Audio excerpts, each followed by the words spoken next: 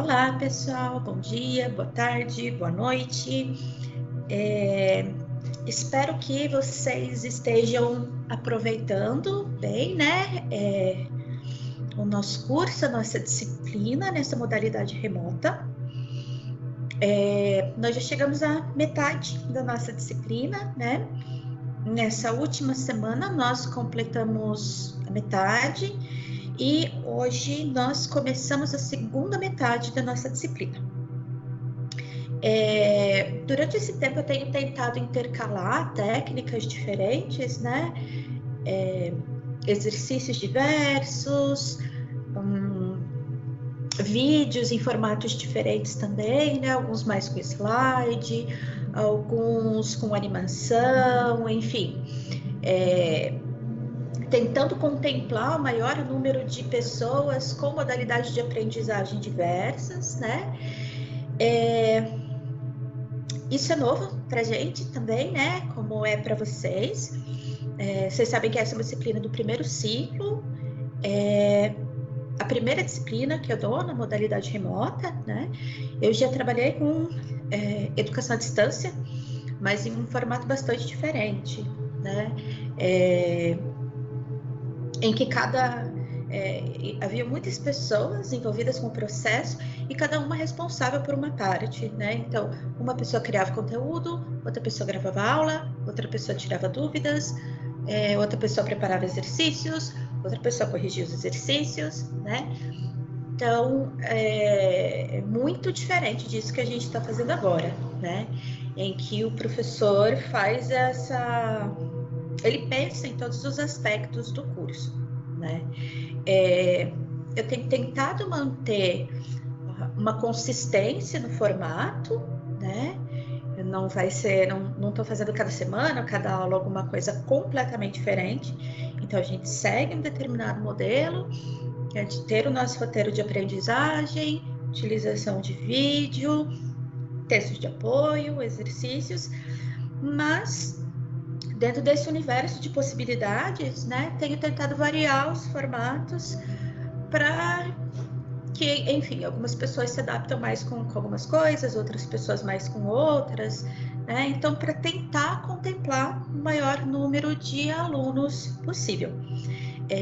Fiquem bem à vontade, no final da disciplina, eu vou solicitar um feedback de vocês, né? Mas fiquem bem à vontade para mandar mensagens, e-mails, dizer o que vocês estão gostando, o que vocês acham que não funciona muito bem, né? Um feedback que eu tive de mais de uma pessoa, né, é que o áudio está um pouco baixo. Recomendo bastante que vocês usem fone de ouvido, tá? O fone de ouvido deve ajudar a melhorar. Eu tenho tentado trabalhar esse aspecto na edição dos vídeos, tentando deixar minha voz um pouco mais alta. Talvez eu não fale muito alto mesmo também. Não sei, chegar com o microfone mais perto funcione melhor. Mas... Então, aí... eu vou pedir para que vocês usem fone, que com certeza vai melhorar, tá? Vai ajudar vocês a ouvirem melhor. Para a aula de hoje, né, vocês sabem, já tinha deixado lá para vocês, a gente vai trabalhar com o livro A Arte de Argumentar. E aí, estou partindo do pressuposto que vocês já leram, parte dele pelo menos, mas talvez vocês não tenham lido. Sugiro que vocês façam as duas coisas, que vocês leiam antes ou depois, e que vocês acompanhem o vídeo, né? Mas de qualquer maneira, esse vídeo vai ser uma leitura orientada, tá? Então eu vou compartilhar com vocês também, não compartilhei ainda, vou compartilhar o arquivo que tem as minhas observações em relação ao texto, tá? Então tá grifado trechos que eu acho mais relevantes. E aí eu vou compartilhar minha tela com vocês e a gente vai conversar um pouquinho sobre alguns desses trechos desse livro, certo? Então vamos lá.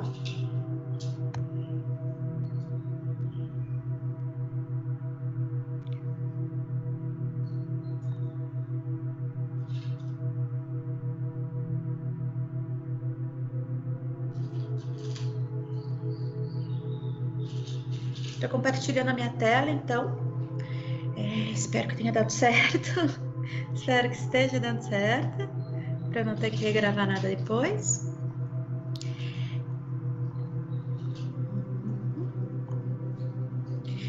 Então, aqui nós temos a capa do nosso livro, a arte de argumentar, do Antônio Soares Abreu. Ele é um autor brasileiro mesmo. Vocês podem, se vocês procurarem no YouTube, tem vários vídeos dele falando sobre questões de linguística. Mas esse livro, especificamente, A Arte de Argumentar, Gerenciando Razão e Emoção, ele é um livro menos técnico, né? Ele fala de aspectos bastante universais da questão da argumentação. Desde aspectos bastante pessoais da nossa experiência, da nossa vivência humana, né? Até questões éticas em torno da argumentação. Então, eu vou passando com vocês alguns dos trechos que eu acho mais relevantes.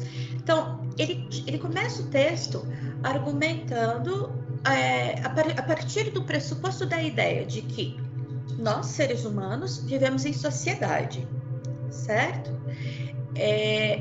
E essa sociedade, ou seja, essa ideia de coletividade, que pressupõe a relação com o outro, né? Ela cresceu, se expandiu e se modificou de uma maneira assustadora nos últimos 100 anos, né? O universo em que as pessoas viviam nos últimos 100 anos mudou radicalmente de lá para cá. A forma da gente se comunicar, da gente interagir, da gente ter contato um com o outro, né? Toda a comunicação passou por alterações substanciais.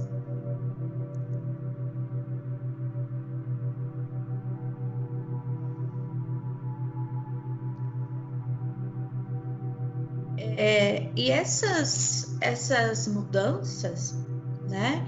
Elas criaram uma sociedade que muitas vezes a gente passa por um processo de educação que é desestimulante, né? Uma escola que em muitos momentos, uma educação que em muitos momentos não acompanhou as mudanças sociais, né? Uma massificação da mídia. A gente está sempre sujeito à opinião pública, né? Nós estamos sempre muito expostos e muito sujeitos à opinião pública. Isso nos torna infelizes, né? Um caso, por exemplo, que deixa isso bastante evidente, né? Essa nossa vulnerabilidade na sociedade em que nós estamos vivendo.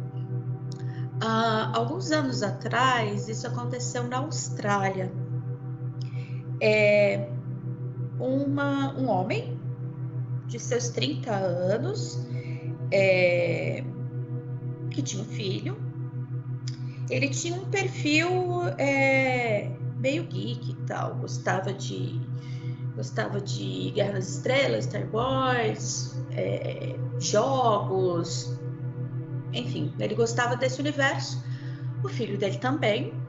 Ele estava numa loja de departamentos, tipo, sei lá, uma C&A, uma Renner da vida, que tinha lançado uma coleção de Star Wars, e aí tinha um totem. São aqueles bonecos em tamanho natural, de papelão, né, que ficam em pé. Então tinha um totem do Darth Vader na loja. Ele olhou e ele pensou que legal, vou tirar uma foto do Darth Vader e vou mandar para o meu filho. Ele foi ao lado desse totem e se articulou para tirar uma selfie com o Darth Vader e mandar para o filho. Então, nisso, ele esticou o braço, como se apontando a câmera, né? Para fazer esse enquadramento. haviam algumas crianças no entorno e ele assumiu que as crianças gostariam de fazer a mesma coisa, que a intenção das crianças... parar de compartilhar aqui um pouquinho. Ele assumiu que a intenção das crianças era tirar uma foto com o Darth Vader também, né? E que as crianças estavam ali no entorno esperando para poder fazer a mesma coisa. E aí ele ali com a câmera olhou para as crianças e falou rapidinho, só um pouquinho, eu já deixo vocês virem aqui, tá? Nisso, uma mãe que circulava na loja viu o que ela viu, né? Do ponto de vista dela. Ela viu um cara dos seus 30 anos apontando a câmera para as crianças, falando algo, sinalizando para as crianças. O que ela pensou? Tarado, pedófilo, né? Tá aqui assediando as crianças na loja. Tirou uma foto e jogou isso no Facebook, jogou a história, a versão dela da história, com a foto desse sujeito no Facebook. Como isso mexe com a emoção das pessoas, né? As pessoas olham e pensam nos seus filhos, nos seus sobrinhos, nas suas crianças queridas, vulneráveis ao pedófilo tarado da C&A. E um monte de gente compartilhou.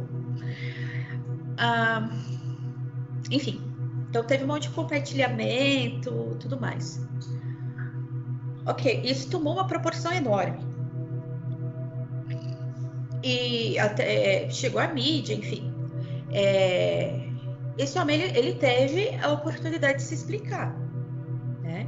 A gente sabe a história da foto do Darth Vader, da criança, ele pode provar tudo isso.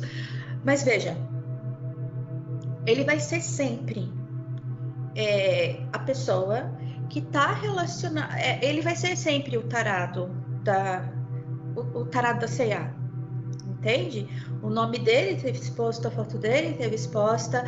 Uma vez que essas coisas são jogadas na internet, né? São jogadas nas redes, você não tem mais controle disso, né? Na nossa sociedade isso é cada vez mais forte. Ou ainda essa semana houve eu vou tentar achar a matéria, deixar o link de todas essas histórias para vocês, tá? Vocês saberem que eu não estou inventando. Ainda essa semana eu vi uma outra história, foi nos Estados Unidos. Um rapaz latino estava dirigindo seu carro. Atualmente ele estava basicamente no melhor emprego que ele já teve, assim, estava bem feliz, bem satisfeito. Ele estava no carro e ele estava parado no sinal. E ele fez ele estava mexendo com a mão, enfim, mexendo no volante, essas coisas que a gente fica parado e aí a gente faz, sei lá, para e fica assim, né? Você faz alguma coisa inconsciente. E ele estava fazendo algo tipo assim, foi mais ou menos o que eu entendi. Eu também não sabia disso, mas aparentemente isso é um símbolo feito com as mãos, que está associado a supremacistas brancos nos Estados Unidos, certo? Supremacistas brancos são, sei lá, skinheads, os clã, esses grupos racistas que entendem que a raça branca é superior e deveria prevalecer sobre as outras na sociedade, certo? Nisso, uma outra pessoa que estava em outro carro viu, pegou o celular, começou a filmar e verbalmente interagir com esse homem, falando: o que você está fazendo? Para de fazer isso, você vai continuar fazendo isso. Porém, o primeiro elemento, como eu não sabia disso, ele nunca soube que ele estava fazendo com as mãos determinado gesto que pudesse ser ofensivo. E ele ficou se perguntando o que aquela pessoa estava fazendo, né? Ele se perguntou se ele tinha fechado a pessoa no trânsito sem ver. Ele achou que fosse alguma música do trânsito, mas ele não entendeu. Pouco tempo depois, o vídeo se espalhou na internet. E o vídeo foi enviado para a empresa onde ele trabalhava. E ele imediatamente foi desligado da empresa por estar fazendo gestos racistas, né? Teve toda uma narrativa que se construiu em torno desse homem, como se ele fosse uma pessoa racista, como se ele fosse um supremacista branco. O detalhe é que ele não era branco, ele era latino, né? Nos Estados Unidos essa distinção é muito clara. Nós não somos brancos, nós, qualquer pessoa brasileira, mesmo com pele clara, não somos brancos nos Estados Unidos, né? E se você tiver a pele mais escura, que no Brasil você seria lido como negro, lá você também não é exatamente negro, você é latino, que você é da América Latina, né? Então existe essa distinção muito claramente lá. Ok. Então ele era latino e ele foi, ele perdeu seu emprego, ele foi desligado do emprego, acusado de atitudes públicas racistas. E o que mais, além dele perder o emprego, que era o melhor emprego que ele já tinha tido até então, né? Cada vez que ele procurar um novo emprego, o nome dele estará associado ao caso, né? Se você colocar o nome dele no Google, se você buscar por ele no Google, a figura dele vai estar sempre atrelada a esse caso. Então, é disso que eu falo quando eu digo que a gente está extremamente exposto ao julgamento, né? São casos extremos, mas de alguma maneira qualquer um pode achar um monte de coisa nossa no Google, descobrir um monte de coisa nossa no Google, e essas coisas podem, de acordo com a interpretação daquele que vê, depor a nosso favor ou contra a gente, né? A organização da nossa sociedade nos deixa muito vulneráveis ao julgamento do outro. Então, voltando lá para o nosso livro. Ok, voltamos para a tela do nosso livro. Essas mudanças na sociedade, né, esse esquema de sociedade, torna as pessoas infelizes. Independente de serem pessoas que a gente assume que têm muito sucesso, muito dinheiro ou não, né? Isso fica muito evidente quando a gente vê pessoas extremamente famosas, bem-sucedidas financeiramente, e que, olhando a vida pública dessas pessoas, a gente assumiria que eram pessoas extremamente realizadas e que cometem suicídio, por exemplo, né? Essa dinâmica da contemporaneidade, a solidão, a vulnerabilidade, o julgamento, né? Atinge todo mundo. E a partir disso, né, o autor vai dizer que nós vivemos um clima diário de discussões e ressentimentos. Basta a gente navegar um pouco nas redes sociais para isso ficar super evidente, né? E o argumento dele, o argumento pró-argumentação, é que todos nós, absolutamente todos nós, humanos, nós teríamos muito mais êxito na vida, seja na nossa vida pessoal, profissional, amorosa, enfim, em todos os âmbitos da nossa vida, se nós aprendêssemos a conversar, se nós aprendêssemos a argumentar para nos relacionarmos melhor com as pessoas, né? Seja em família, no trabalho, no esporte, na política, saber argumentar é, em primeiro lugar, saber integrar-se ao universo do outro. É também obter aquilo que queremos, mas de modo cooperativo e construtivo, traduzindo nossa verdade dentro da verdade do outro. E esse é um aspecto importante da argumentação, que muitas vezes a gente pensa em argumentação, em persuasão, a gente pensa que a gente vê a coisa como uma certa guerra mesmo, né? É um embate entre duas pessoas em que uma vai vencer, que a ideia é, com seus argumentos, você vencer o outro. E em realidade, é um processo muito mais cooperativo e construtivo, né? Em que a gente entra no mundo do outro e o outro entra no nosso mundo.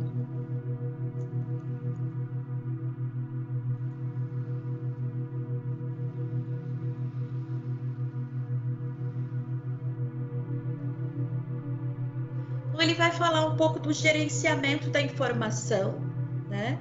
E ele vai apontar para essa pesquisa que foi realizada recentemente e que se chegou à conclusão de que entre as competências necessárias para que o país continue líder mundial nesse século está do gerenciamento de informação por meio da comunicação oral e escrita, ou seja, a capacidade de ler, falar e escrever bem. Então, profissionalmente, vocês sabem que aqui o nosso foco é na aplicabilidade das coisas, né, dos tópicos que a gente está vendo ao universo profissional, mas não se restringe a ele, né? A capacidade de lidar, de gerenciar a informação é uma das mais importantes para o ser humano, né? Então, isso nos leva a pensar na necessidade de se desenvolver, de se trabalhar essas habilidades, certo? Já que são coisas que a gente precisa permanentemente. Já é coisa sabida que o mais importante não são as informações em si, mas o ato de transformá-las em conhecimento. As informações são tijolos e o conhecimento é o edifício que construímos com eles. Isso fica muito óbvio quando a gente pensa, isso não é uma exclusividade de hoje, né? Isso sempre aconteceu, mas hoje isso fica cada vez mais evidente. A informação ela está disponível, certo? Com a internet, os mecanismos de busca e tudo mais, a gente tem acesso a basicamente toda a informação. Se eu quiser agora, desde uma receita de bolo de aipim até um passo a passo para fazer uma bomba caseira, eu consigo isso em menos de 5 minutos, né? Então a informação ela está disponível. Isso fica muito evidente agora, mas convenhamos, a informação sempre esteve disponível nos livros, nas bibliotecas, nas enciclopédias, né? Hoje isso só está cada vez mais evidente, a informação está cada vez mais acessível, mas a informação já era, de certa forma, relativamente acessível pré-internet, né? Claro, pensando nas restrições que diferentes grupos sociais tinham, né? Por exemplo, se você não soubesse ler, se não fosse alfabetizado, você teria muito menos acesso antes, do mesmo jeito que você continua tendo menos acesso hoje também, né? Mas relativamente a informação sempre teve, de certa maneira, disponível. Então, é a informação em si que importa? Não é a informação, mas é o ato de transformar essa informação em conhecimento, né? A informação está lá disponível para todo mundo. Agora, algumas pessoas vão saber fazer um uso todo particular dessas informações, né? Fazer conexões, fazer relações e transformar isso, de fato, em conhecimento, em coisas aplicáveis que vão servir para a vida, que vão servir para o trabalho, que vão se desenvolver a partir dali, né? Não vão ser só dados. O autor também vai falar, ele vai fazer uma argumentação muito pró-leitura, né? Eu já fiz isso com vocês, com alguns de vocês pessoalmente já. Vários de vocês tiveram essa aula pessoalmente comigo. No primeiro dia de aula dessa disciplina, no início do semestre, pré-cancelamento das aulas, né? Então eu já fiz essa campanha também, mas ele também vai ser um militante pró-leitura, né? Ele vai dizer que, condenados a uma existência que nunca está à altura dos seus sonhos, isso é óbvio, né? Nós temos capacidade de sonhar com coisas incríveis, né? Com grandes amores, com grandes viagens, com grandes emoções, com riqueza sem limite.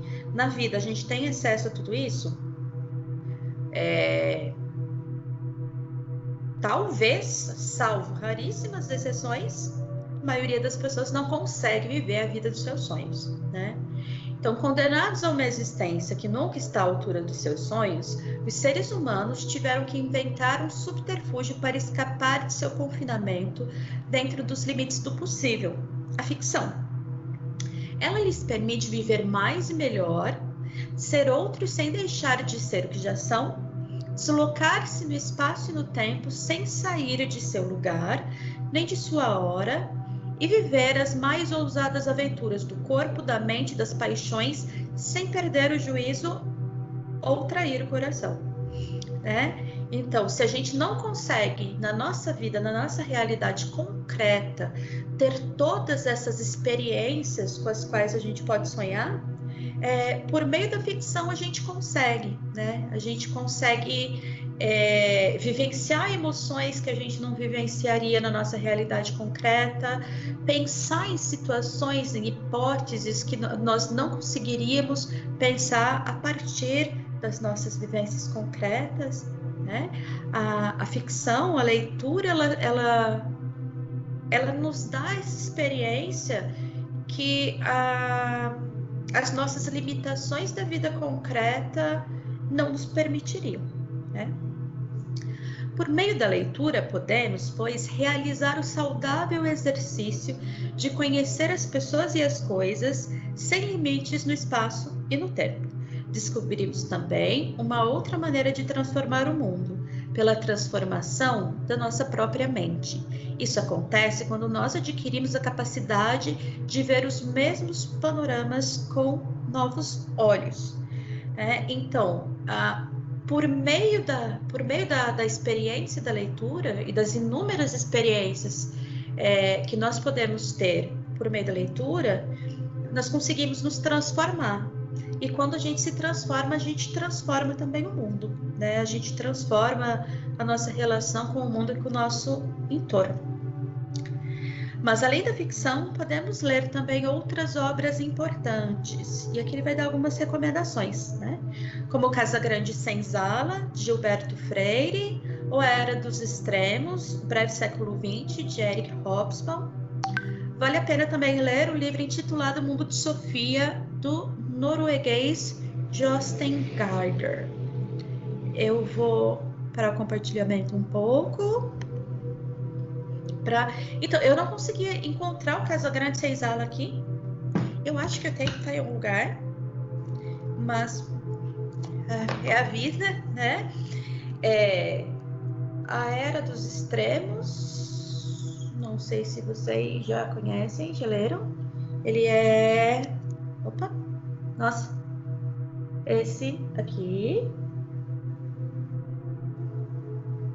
Mas eu tô usando um fundo de tela divertidinho, bonitinho, porque eu tô na cozinha para não ficar mostrando azulejo branco, né? Tomada aqui atrás. Mas aí tá atrapalhando aqui o meu processo de mostrar meus livros, de me exibir os meus livros. Bem recomendável esse, O Era dos Extremos, do Hobsbawm. Um livro consideravelmente grande, ele tem muita nota no final, mas sem as notas, de 562 páginas.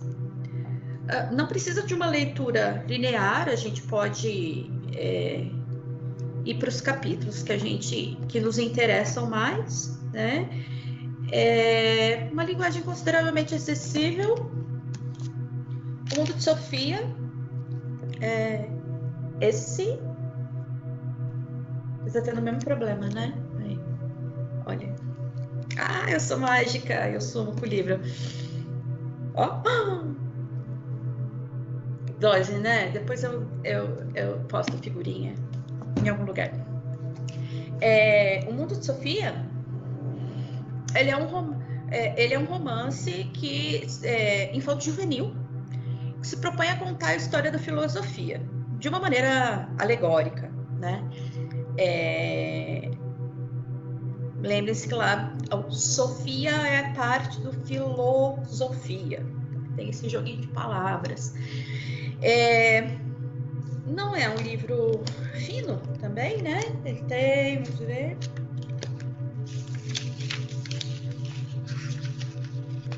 500 e tantas páginas. Sem o índice remissivo dá 547 páginas, que é 50 páginas.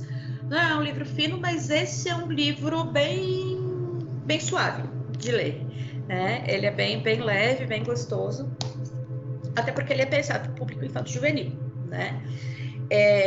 Não achei Casa Grande Senzala, mas eu tenho a versão digital dele. Vou postar nos avisos, tá? Mas eu deixo aqui na mesma lição um link para lá, para os 3 livros, caso alguém se interesse, tá? O do Hobsbawm, o Era dos Extremos, o Mundo de Sofia e o Casa Grande Senzala. Então, voltando lá para o nosso livro,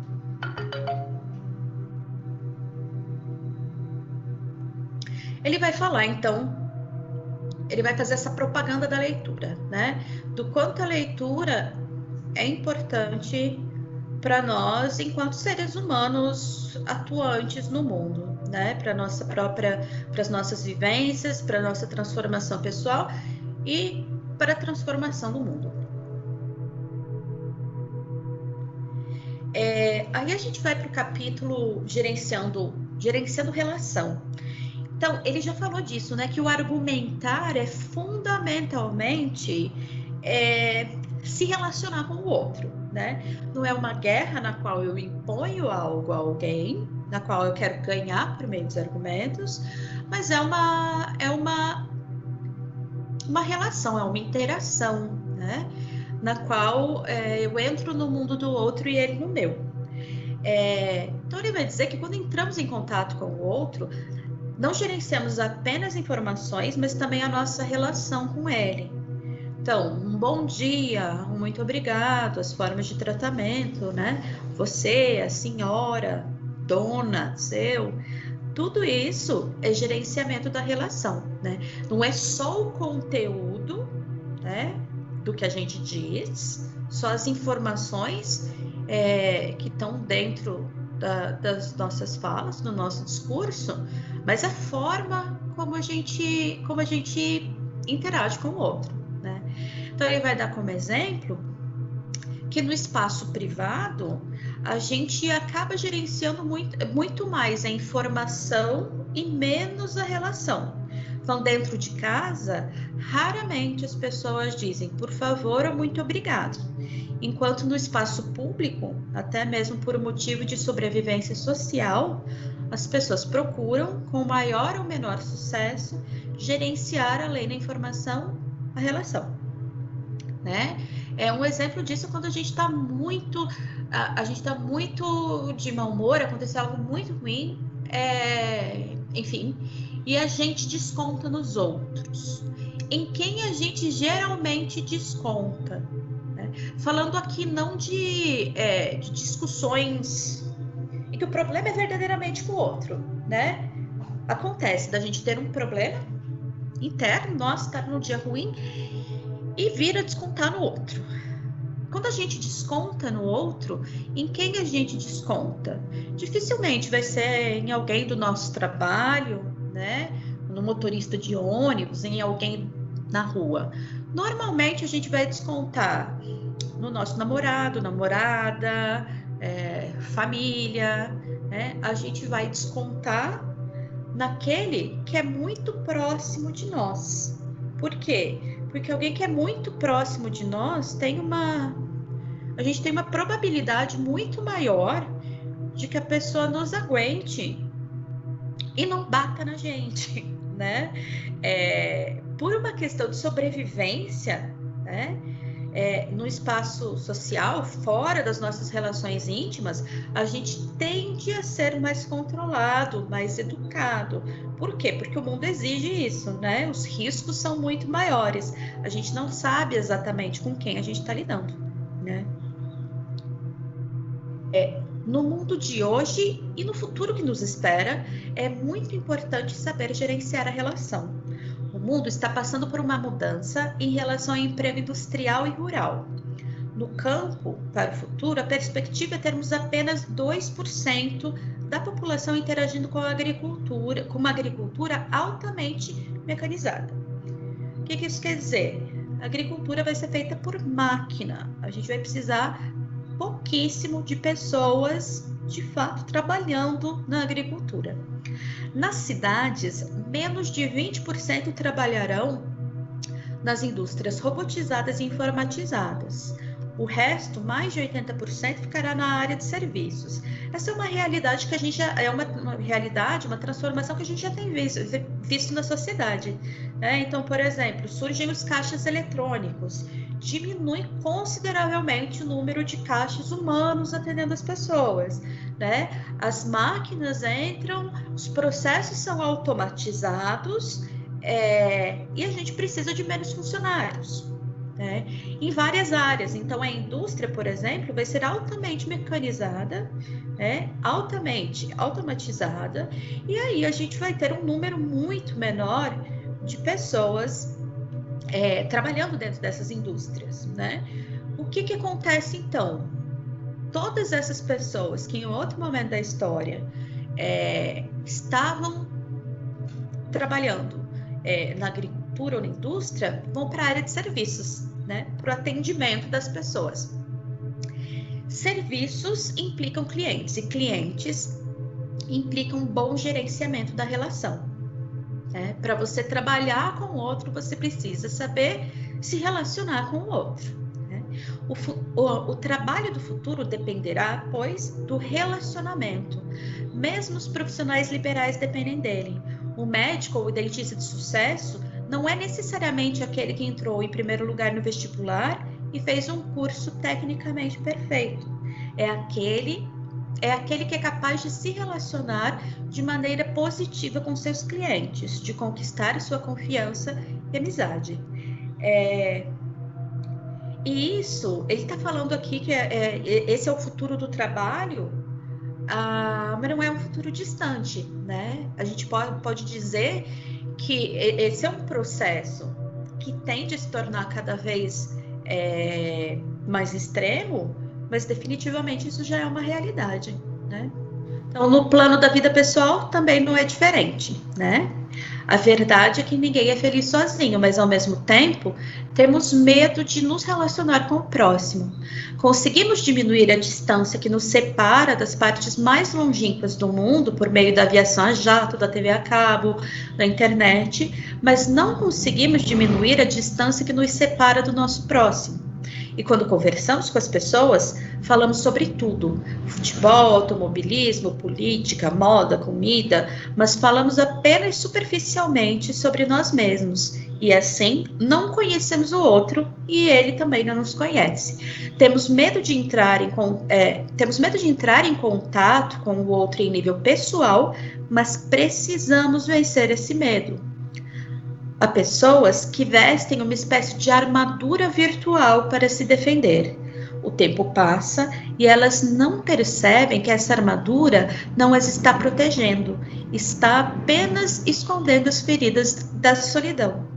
Então, saber se relacionar bem com o outro é saber ter uma existência mais plena, uma vez que nós, como animais humanos, somos essencialmente sociais. Ser feliz é necessariamente se relacionar bem com o outro.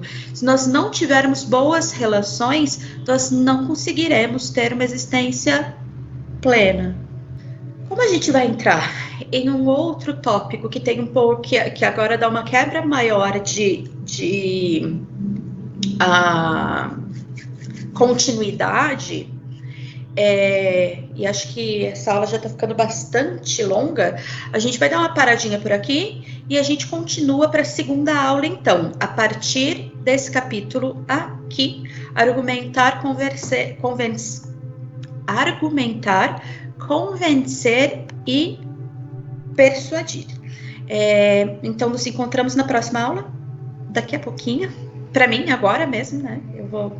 Já vou começar na sequência. Vocês terão exercícios a partir desse vídeo, e aí na próxima aula vocês terão um outro vídeo continuando esse mesmo livro, tá? Então, para quem ainda não leu, o livro está disponível ele também com as minhas marcações, com as minhas anotações, certo?